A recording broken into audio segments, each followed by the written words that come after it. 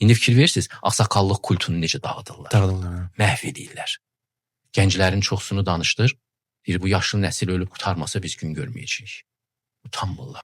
Gəlin baxaq Müşfiq Ötçün ağsaqqal kultunun dağılmasına narahatdır, yoxsa öz müqəddəratını özü təyin edə bilən bir nəslin yetişməsinə? Görəsən Müşfiq Ötçün ağsaqqal deyərkən nəyi nəzərdə tutur? Yeniliklərə açıq olmayıb gənclərin önünə maneələr çəkməyə çalışan ağsaqqalları mı, yoxsa biz sənin yaxşılığını istəyirik? Sən elə uşaqsan, həyat görməmisən. Cəmaət nə deyər? Sən niyə fərqlisən? Palaza bürün, el ilə sürün. Bəs valideyn haqqı? Kimi cümlələr deyib, gəncləri manipulyasiya edən ağsaqqalları mı? Bu ağsaqqallıq deyil. Bu təzyiq göstərərək özünü nasıl vəziyyətə salıb idarə etmə mexanizmasıdır. Bu gün insanlar çor-çorunu kimsə dinləmək istəmir. Onlar məntiq, hörmət və qarşılıqlı anlayış axtarır. Əgər ağsaqqal yalnız mən böyüyəm, mən haqlıyam deyirsə, bu artıq yol göstərmək deyil, sadəcə olaraq təzyiqdir. Əslində cəmiyyətə təkcə lazım olan şey ağsaqqal deyil. Düşüncəli, ədalətli və açıq fikirli insanlardır.